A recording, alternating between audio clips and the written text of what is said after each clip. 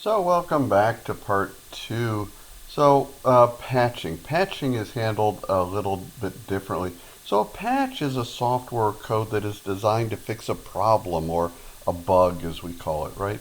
So applying security patches is really the main way of fixing these vulnerabilities in software, which are part of the risk equation that we talk about. Risk being a vulnerability that's been, the worst case, exploited by a threat, right?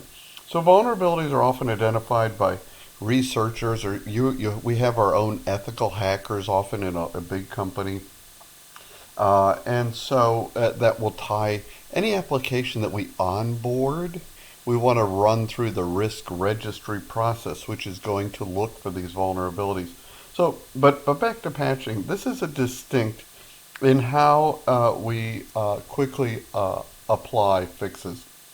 And so the moment a patch is released, unfortunately, attackers, they know this and they make a concerted effort to reverse engineer the patch quickly and identify the vulnerabilities, and then they develop that exploit code. Bam, they're on it, right?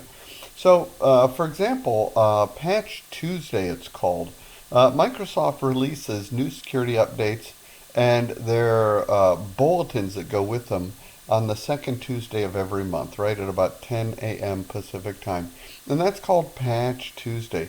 Well, the following day is known as Exploit Wednesday because that very function I just described is going on. So we want to understand patch management. The timely patching of security issues is generally recognized as critical to CIA, especially in our policy development. So patch management is the process then that we implement to schedule, test, approve, and apply the patches. Patches should be tested prior to any enterprise deployment.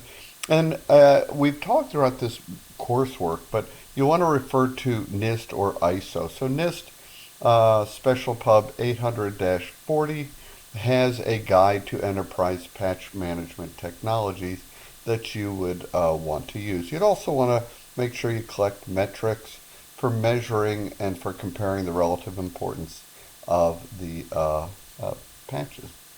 Now, there are other issues that we want to be aware of. Malware protection is another one.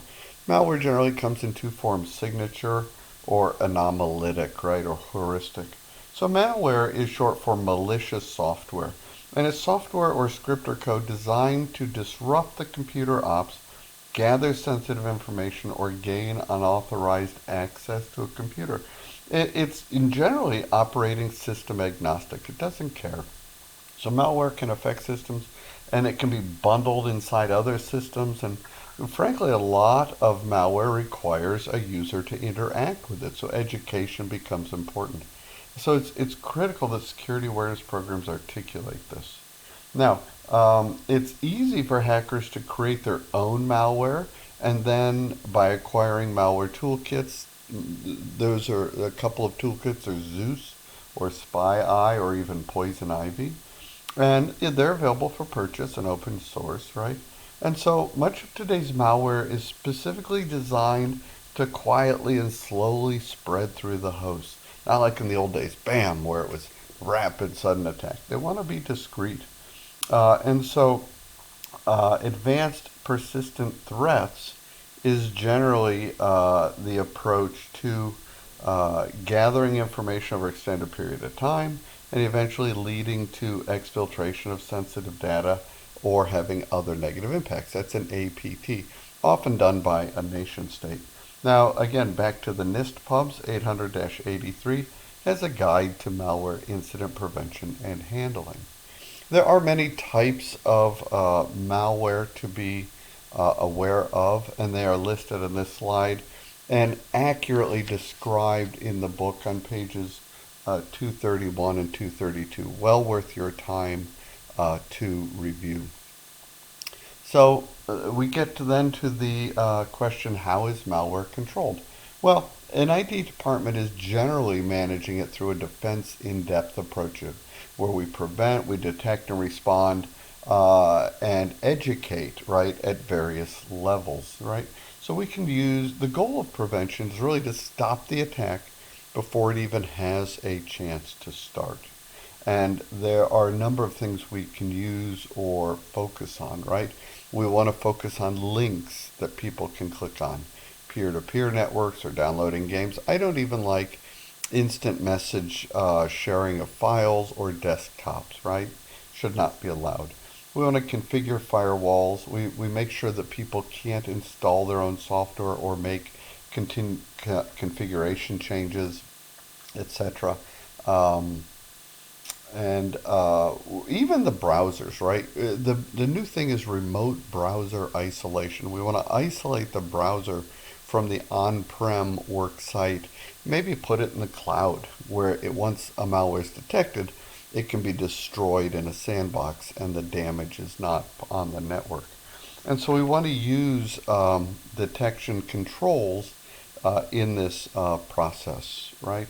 So detection control should identify the malware, and it's going to give us an alert, right, at multiple levels, right? There might be firewall detection, network, suspicious network connections, IPS, IDS. You want to do training, and of course have access to a help desk to manage this process. So with antivirus, this is to detect, contain, and in some cases eliminate malicious software. Again, this is what I was mentioning, can be two types, signature based or anomalitic or heuristic based, right? It's based on a pattern, a standard pattern that you're looking for, which is really good for stopping a 0 day, right? Because it's looking for things that a 0 day might be trying to go after, right? So you'd want to make sure your policy approach addresses these types of, in the standards and the controls and the procedures, these sort of viruses using antivirus software. So antivirus software relies on a virus definition most of the time, though, known as a DAT file, and that's going to be used to identify malware, and it's updated constantly. But complicating the problem is this phenomenon of a single instance malware, right? That is, it's a variant and it's all of malware and it's only going to be used one time, so it's hard to determine. So the challenge here is the DAT files are developed using some historical knowledge, and that's where the heuristics comes in. And then of course we could find blended threats, right, with multiple variants of malware that we saw just a few slides before. We could have a worm, virus, bots, and so on used in concert to exploit a vulnerability. Now, moving to data replication, the impact here is that it is reduced if you have an effective backup policy and process in place, right? So data, having multiple copies of data is really key to data integrity and availability in the CIA context that we've been discussing. So data replication is the process of copying data to a second location. That's replication. Data backup is the process of copying and storing data that can be used and restored to its original location. The recent attack on, the 2021 attack on the Colonial Pipeline, which was infected with ransomware, should have had an effect because it's critical infrastructure to the nation, and every nation has critical infrastructure. Your internet service providers, your transportation functions, right? These are all critical infrastructure, and those should be deemed to be required to have a higher level of data backups, at least for the critical systems. And had they done that, they would not have had to pay the ransom, which only encourages more ransomware attacks, right? Okay. Then we wanted to talk about some sort of backup or remediation strategy. So making the decision to back up or replicate and how often should be based on the impact. I just mentioned the colonial pipeline attack, which you can Google. Strategic, operational, financial, transactional, and regulatory requirements have to be considered in this process. And again, because it's critical infrastructure, I'm sure it should have been much more robust. Reliability is really key, as well as speed and efficiency. And frankly, you want to keep the data at an off-site location, of course. And then, of course, you want to test. The whole point of replicating or backing up the data is that you want to be able to access it, right?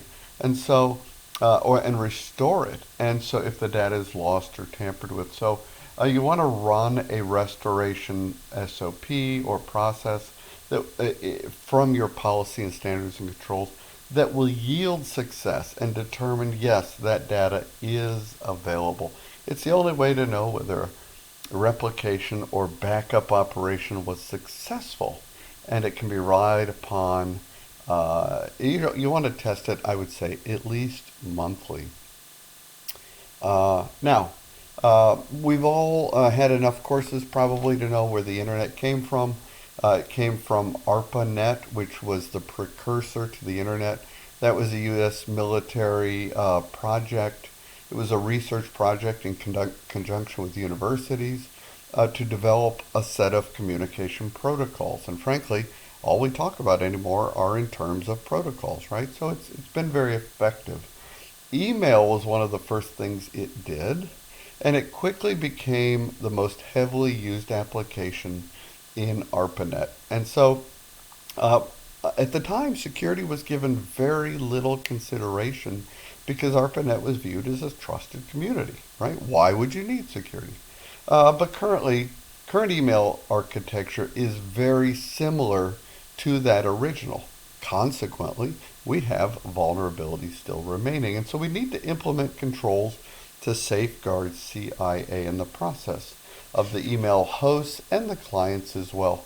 NIST Pub 800-45 does provide guidance on electronic mail security that you could review.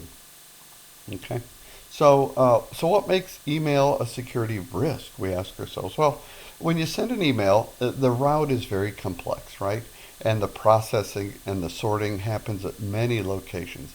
In its native natural form, email is transmitted in clear text protocols, and of course, we all know the dangers there, right? That it's almost impossible to know if anyone has read or manipulated the emails in transit. So what we want to do, remember, we're trying to preserve confidentiality in the contents and the metadata, and this becomes very challenging. And so, in addition, email can be used to distribute malware itself and exfiltrate company data. Say if you're using a personal email on your network, you can exfiltrate data easily. And so we want to understand first this clear text approach to securing the message data. So SMTP, that Simple Mail Transfer Protocol, that's the standard, the de facto standard transport for email messages. And the two most widely supported mailboxes are POP. Today it's called POP3, Post Office Protocol, or the other one is IMAP, Internet Message Access Protocol, right? And the designers, but they never envisioned that someday there would be this massive, like original system setup.